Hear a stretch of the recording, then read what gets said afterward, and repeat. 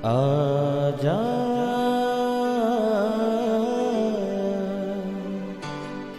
प्रभु यीशु के दर आजा, जीवन मिलेगा तुझे। आजा आजा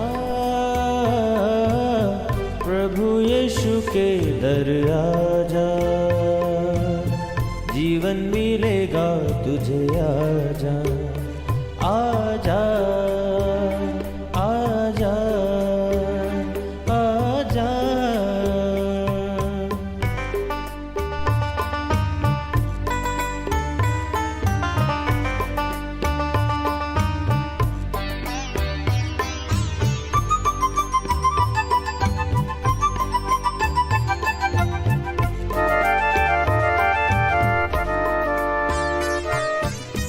दिल पे जो तेरे बड़ा बोझ है, सारी उम्र का एक रोग है।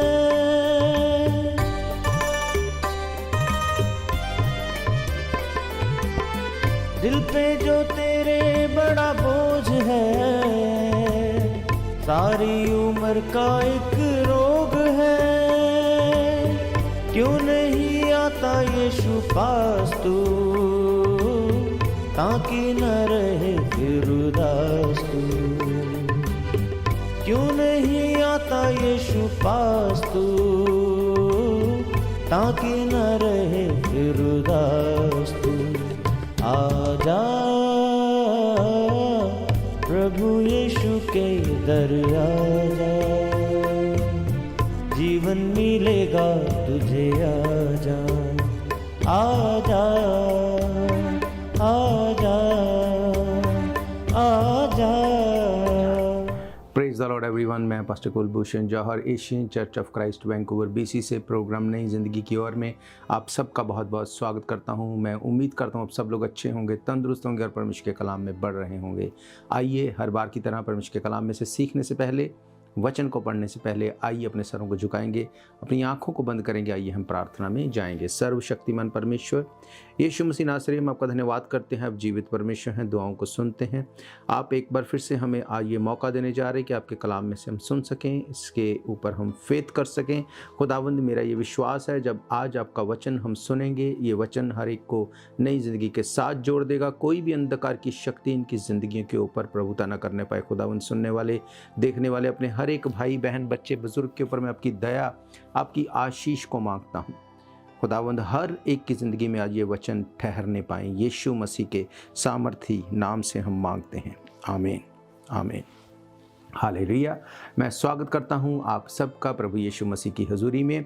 आज मैं बात करूंगा उन लोगों से जिनको ये लगता है कि हमने हमारी ज़िंदगी में का एक मौका खो दिया जो परमेश्वर ने हमें दिया था। कईयों को लगता है कि परमेश्वर ने हमसे बात की थी एक टाइम पे, परमेश्वर ने हमें एक प्रॉमिस दिया था एक समय पे, पर हमने उसके ऊपर ध्यान ना दिया, हमने मेडिटेट नहीं किया, फेथ नहीं किया, हमने उसको खो दिया। तो आज मेरा फेथ है, जब इन वचनों को आप सुनेंगे, आप ये कंप्लेंट नहीं करेंगे कि वो टाइम निकल गया। आप ये नहीं बोलेंगे कि अब वो नहीं हो सकता। आप ये नहीं सोच सकते कि मैं इस चीज़ में डिले हो गया, लेट हो गया, क्योंकि परमेश्वर का वचन ये बताता है कि वो अपने लोगों को फिर से मौका देने वाला परमेश्वर है। हालेलुया। आज मैं आपको बताऊंगा कि आपको इस मौके को अवेल करने के लिए करना क्या है, क्या करें आप कि आप परमेश्वर के द्वारा दिए गए उस मौके को मिस ना करके एक नई शुरुआत को कर सके। हालेलुया। बाइबल बताती है कि जो परमेश्वर के पास आता है उसे ये विश्वास करना है कि परमेश्वर है और सुनने वालों को वो उत्तर देता है। हालेलुया। बाइबल कहती है विश्वास सुनने से, सुनना मसीह के वचन के द्वारा होता है। बाइबल कहती है कि वो अपने लोगों को चंगा करता है अपने वचन को भेजकर, और जिस गड्ढे में वो गिरे हैं उसमें से उनको निकाल लेता है। हालेलुया। तो ये सब चीज़ें जो हो रही हैं, जो देखी हुई हैं, जो हमें नज़र आता है, ये सब कुछ वचन के द्वारा बनाया गया। वचन, वर्ड ऑफ गॉड के द्वारा ये सब कुछ क्रिएट किया गया। इसी के ऊपर फेथ करके, इसी को मेडिटेट करके, इसी को फॉलो करके आप छूट भी सकते हैं, आप उस मौके को देख भी सकते हैं, आप अपनी उस प्रॉब्लम से निकल भी सकते हैं। बाइबल ये बताती है कि बहुत बार ऐसा होता था कि जो लोग परमेश्वर से दूर थे, मौके उनके सामने थे पर वो उनको देख नहीं पाते थे। पर वो लोग जो प्रार्थना करने वाले थे, जो वचन पे फेथ करने वाले थे, वो लोग जब परमेश्वर की उस मौके को दिया जाता था, उसको पहचानते थे, उसके ऊपर काम करते थे, अपनी ज़िंदगी को चेंज कर लेते थे। हालेलुया। बाइबल कहती परमेश्वर ने, प्रभु यीशु मसीह ने सब कुछ को पूरा करके कलीसिया यानी कि आपके और मेरे हाथ में दे दिया। आज जो हम करेंगे उसी का रिजल्ट हम देखने वाले हैं। हालेलुया। तो आइए सबसे पहले हम परमेश्वर के कलाम में से एक हिस्से को देखते हैं जो हमें मिलता है दूसरा इतिहास, उसका 20 अध्याय और उसकी 20 आयत से हम पढ़ते हैं। यहाँ पे इस तरह से लिखा है, वे सवेरे उठकर तकोया के जंगल की ओर निकल गए और चलते समय यहोशापात ने खड़े होकर कहा, हे यहूदियों, हे यरूशलेम के निवासियों, मेरी सुनो। अपने परमेश्वर यहोवा पर विश्वास करो तो तुम स्थिर हो जाओगे। उसके नबियों की प्रतीत करो तो तुम कृतार्थ यानी कि तुम लोग प्रॉस्पर हो जाओगे।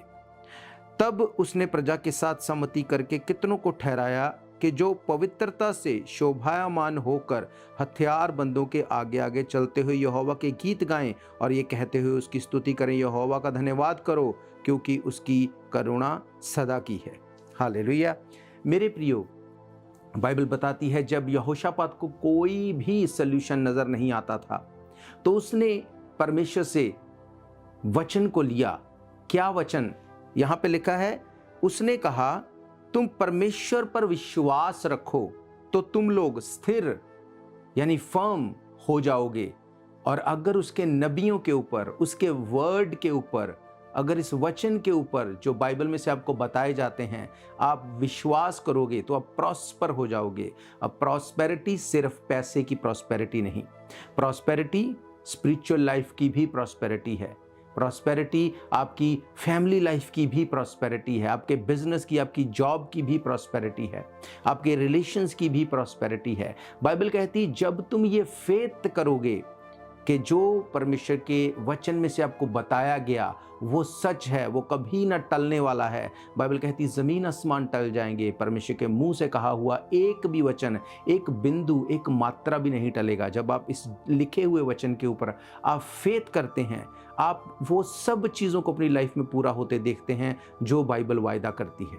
हालेलुया। फिर आप ये नहीं बोल सकते कि टाइम निकल गया, हम लेट हो गए या डिले हो गया या चीज़ें रुक गई या अब ऐसा नहीं होगा। नो, ऐसा नहीं हो सकता। बाइबल कहती परमेश्वर अपने लोगों की प्रार्थनाओं को सुनता है, उसको सुन के उत्तर देता है। हालेलुया। मैंने आपको पढ़ाया था बीते दिनों में भजन संहिता 50, 14 और 15 आयत में, वहाँ पे लिखा कि तुम मुझे संकट के टाइम पुकारोगे, मैं सुन के तुम्हारी प्रार्थना को तुम्हें उत्तर दूंगा। उसने कहा उसके लिए तुम्हें मेरे साथ एक वाचा बांधनी होगी। कौन सी वाचा? वचन के ऊपर चलने की वाचा, वचन को पूरा करने की वाचा। जब आप बाइबल में से देखते हैं ऐसे लोग जो परमेश्वर के वचन और उसके नबियों के ऊपर फेथ करते रहे, उनकी लाइफ को आप एक अलग ऑरे में देखेंगे। आप देखेंगे एक अलग लेवल के ऊपर उनकी लाइफ को। ऐसे लोग हैं जो सिर्फ देखी हुई बात के ऊपर फेथ करते हैं। उनको लगता है हमारे ऊपर हाथ रख दो चीज़ें चेंज हो जाएं, हमारे लिए प्रार्थना कर दो चीज़ें चेंज हो जाएं। ऐसा कभी नहीं होगा मेरे प्रियो। बाइबल कहती पौलुस, उसने तीमुथियुस को कहा जो भविष्यवाणियां तेरे लिए की गई उनके अनुसार काम कर, ताकि परमेश्वर के काम को अपनी लाइफ में पूरे होते हुए तू देख सके। यही परमेश्वर की इच्छा है।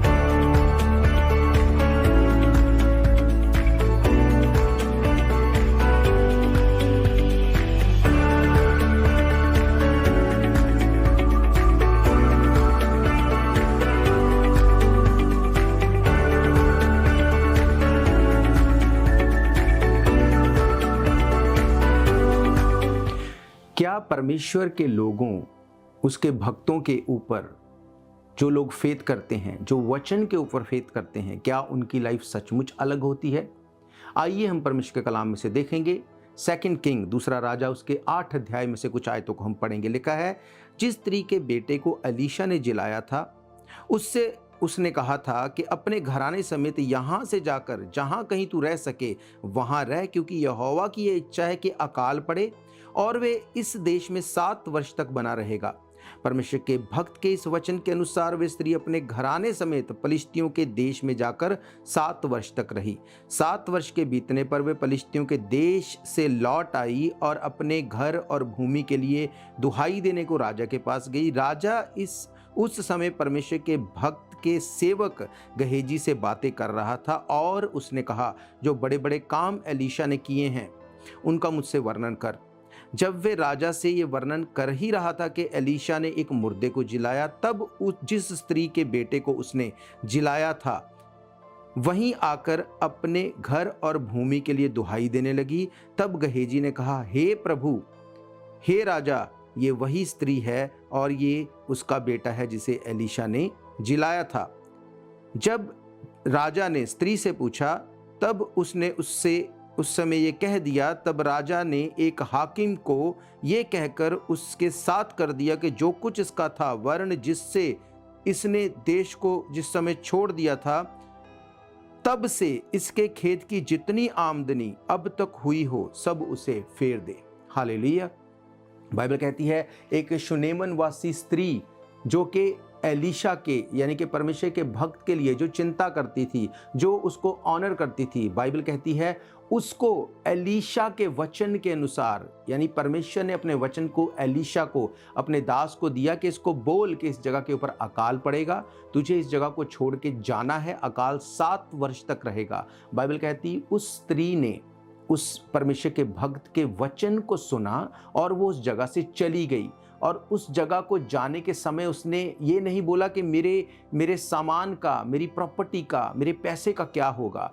उस वचन को लेके वहाँ से गई और एक टाइम आया जब वो उस जगह पे फिर से वापस आई। बाइबल कहती जब वो वहाँ से गई तो किसके कहने से गई? लिखा है परमेश्वर के भक्त के वचन के कहने से वो वहाँ से चली गई। जब वो वापस आई तो उसको कहाँ पे वापस आना चाहिए था? उसको एलीशा के पास वापस आना चाहिए था कि देख, तेरे कहने से मैं गई थी, अकाल खत्म हो गया, अब मैं यहाँ पे हूँ, अब तू मुझे वो प्रॉपर्टी दिलवा। उसने ऐसा नहीं किया, वो राजा के पास गई क्योंकि उसको पता था कि जो काम जिसके द्वारा ठहराया गया है उसी के द्वारा होगा और मुझे भी अपना काम करना है। आज बहुत लोग सिर्फ दुहाई देते हैं कि अच्छा परमेश्वर तेरे वचन में ऐसा लिखा है तो हमारी लाइफ में ऐसा क्यों नहीं होता? क्योंकि आप वो नहीं कर रहे जो सिस्टमेटिकली होना चाहिए। आप प्रार्थना, आराधना, वचन को पढ़ना, चर्च में होना, दान देना, हेल्प करना, आप उन चीज़ों को फॉलो नहीं कर रहे और आपको लगता है ये वचन मेरी ज़िंदगी में पूरे हों। वो स्त्री इस बात को जानती थी कि अगर परमेश्वर के भक्त ने मुझे कहा जाने के लिए, मुझे जाना है और जब 7 वर्ष बीत जाएंगे तो मुझे उसको आके कंप्लेंट नहीं करनी कि मेरी जगह कहाँ है। मुझे जो सिस्टम ठहराया गया उसके अकॉर्डिंग चलना होगा। वो राजा के पास गई। राजा उस वक्त गहेजी से ये पूछ रहा था कि और कौन कौन से काम एलीशा ने किया। आप इस बात को समझो, क्या परफेक्ट टाइमिंग थी कि वो गहेजी से राजा वो जो पूछ रहा था, जो गहेजी बोल रहा था, सेम टाइम पे वो शुनेम वासी स्त्री वहां पर आई। हालेलुया।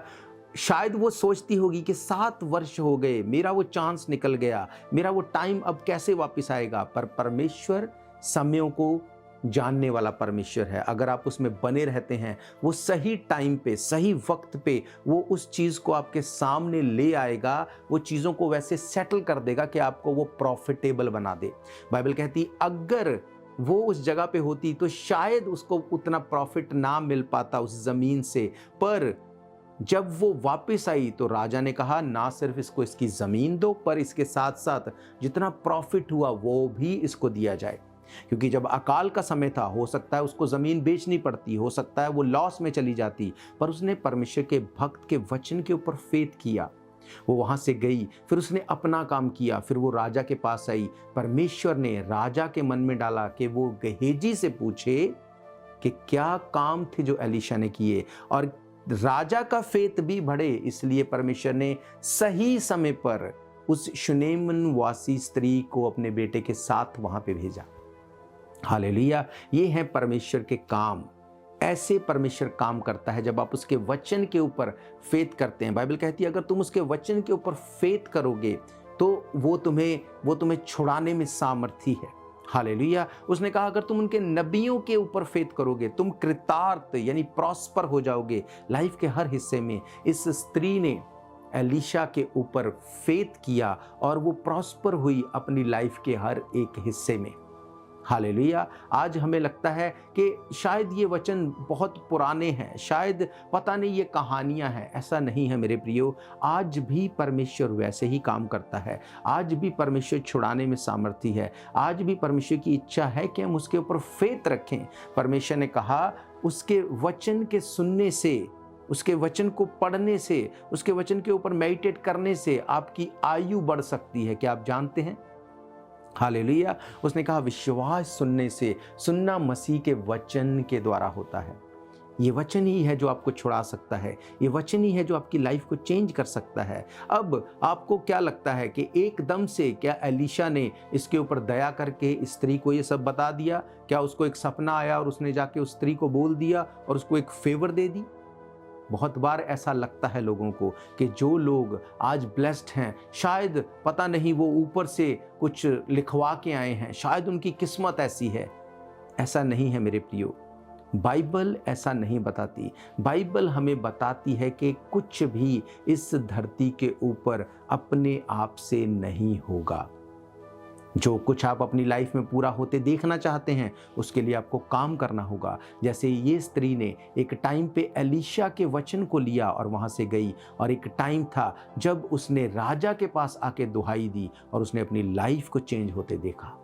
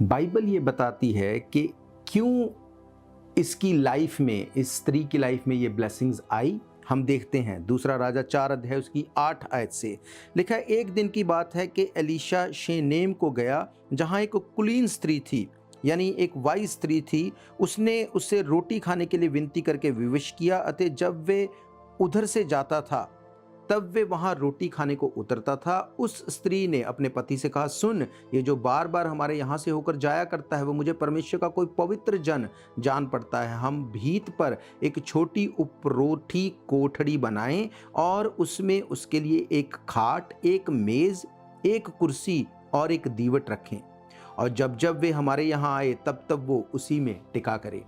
बाइबल कहती है ये स्त्री इस बात को देखती थी कि ये परमेश्वर का भक्त है, परमेश्वर का जन है जो यहाँ से निकलता है। उसने कहा क्यों ना मैं इसके लिए अपने घर में एक ऐसी जगह बनाऊं जिसमें एक खाट रखी जाए, एक मेज रखी जाए, कुछ ऐसी चीज़ें हों जो उसको प्रार्थना करने में उसकी हेल्प कर सके। हालेलुया। मैंने आपको बताया था लास्ट टाइम कि क्या वैल्यू है एक जगह के ऊपर प्रार्थना करने की। वो स्त्री ने इस चीज़ को देखा कि ये परमेश्वर का जन है, मैं इसके लिए एक जगह बनाऊंगी अपने घर पे। जब वो आए वो वहाँ पे प्रार्थना करे। अगर इस सारे 4 अध्याय को आप पढ़ेंगे, आप इस बात को जानेंगे। जब उसने ऐसा किया तो उसके बाद एलीशा ने गहेजी को बोला कि इसके लिए क्या किया जाए। उसने कहा इसके पास कोई बच्चा नहीं। तो एलीशा ने बोला कि परमेश्वर तुझे बेटा देगा। जब वो बेटा उसके पास था, एक समय आया, बाइबल बताती है कि वो बच्चा जो उस भक्त के लिए की गई उस ऑनर को देखते हुए परमेश्वर ने उसे दिया था, एक टाइम आया कि वो उस बच्चे के सर में दर्द हुआ और वो मर गया। बाइबल कहती है जब ऐसा हुआ, जब उस स्त्री को ये पता चला कि मेरा बेटा मर गया, तो उसने क्या किया, आइए हम लोग देखते हैं। 18 आयत से लिखा है, जब लड़का बड़ा हो गया तब एक दिन वे अपने पिता के पास लवने वालों के निकट निकल आया और उसने अपने पिता से कहा, आहा मेरा सिर, आहा मेरा सिर। तब पिता ने अपने सेवक से कहा, इसको इसकी माता के पास ले जा।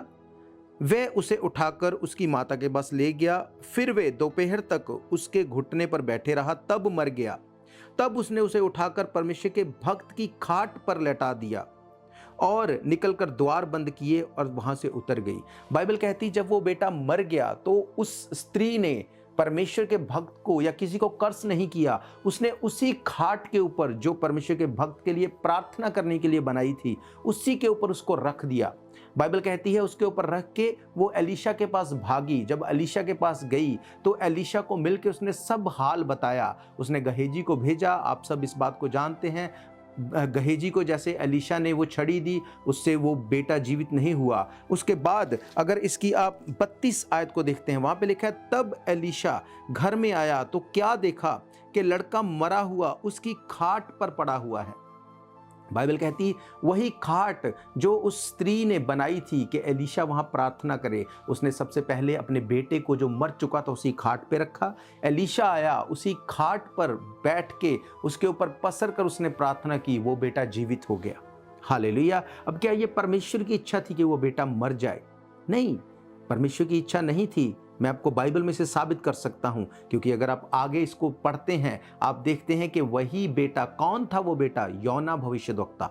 अगर परमेश्वर ने उसको मारना होता तो परमेश्वर की वो योजना इंटरप्ट हो जाती। शैतान आपकी ब्लेसिंग को खत्म करना चाहता है, पर अगर आप सीरियस हैं अपनी ब्लेसिंग को लेके, आप परमेश्वर के काम में इन्वॉल्व होंगे, आप एक जगह रखेंगे जहाँ पे आप प्रार्थना करेंगे, आप देखेंगे कि परमेश्वर के वचन में क्या लिखा है, आप देखेंगे कि परमेश्वर के वचन में से आपको क्या बताया जाता है। जब उस स्त्री ने ऐसा किया, बाइबल कहती जब एलीशा अपनी खाट के ऊपर वापस आया, उसने प्रार्थना की, वो बेटा जीवित हो गया। वही बच्चा योना भविष्यद्वक्ता बना। हालेलुया। ये ब्लेसिंग्स हैं परमेश्वर के वचन को फॉलो करने की। ये ब्लेसिंग्स हैं परमेश्वर के लोगों के वर्ड्स को फॉलो करने की। हालेलुया। आज हमें लगता है कि परमेश्वर अपने आप सब कुछ कर दे। हम बाइबल पढ़ना नहीं चाहते, हम चर्च भवन में आना नहीं चाहते, हम आराधना नहीं करना चाहते, फास्टिंग नहीं करना चाहते, पर परमेश्वर ने क्या कहा? उसने कहा कि अगर तुम मेरे वचन के ऊपर फेथ करोगे तुम ब्लेस्ड होगे। अगर तुम मेरे लोगों के कहे वर्ड्स को फॉलो करोगे, उनको ऑनर करोगे, तो तुम प्रॉस्पर हो जाओगे। आज हम सब चाहते हैं कि प्रॉस्पेरिटी हमारी ज़िंदगी के हर कॉर्नर में नज़र आए, हमारे फाइनेंस में, फैमिली में, बच्चों में, हर जगह पे। पर उसके लिए हम करते क्या हैं? या तो हम बहुत ज़्यादा काम करते हैं या फिर सिर्फ परमेश्वर को हम कंप्लेंट करते हैं। बाइबल कहती तुम सुबह जल्दी उठते हो, रात को देर से सोते हो, तब भी दुख भरी रोटी खाते हो। मेरे प्रियो, बाइबल बताती है ठहरने वाली ब्लेसिंग परमेश्वर की ओर से आती है। अगर आप चाहते हैं अपनी लाइफ को प्रॉस्पर होते हुए देखना, आपको वचन के साथ जुड़ना पड़ेगा। मत सोचो कि एक मेरे साथ एक बार परमेश्वर ने बात की और अब वो टाइम निकल गया। आपसे गलतियां हुई तो आपको गलतियों को मानना है, तौबा करनी है। बाइबल कहती है जो अपनी गलतियों को मान ले और छोड़ दे, उसके ऊपर दया की जाएगी। यीशु मसीह दया करने वाला परमेश्वर है, वो आपसे प्यार करने वाला परमेश्वर है। वो आपको ख़त्म करने के लिए नहीं आया, वो आपको जीवन देने के लिए आया। मेरा ये फेथ है, ये वचन आपकी ज़िंदगी में काम करेंगे। मैं आप सबके लिए दुआ करूँगा। अगर आप चाहते हैं प्रभु यीशु मसीह को अपना उद्धारकर्ता ग्रहण करना, आप इस प्रार्थना को मेरे पीछे दोहरा सकते हैं।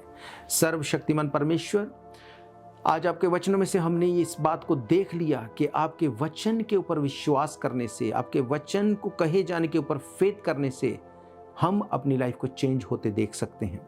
खुदावंद, आपके वचन में लिखा है आप हमारे लिए मर गए, गाड़े गए, तीसरे दिन मुर्दों में से जी उठे, हमारे गुनाहों को अपने ऊपर लेके आपने हमें गुनाहों से छुड़ा लिया।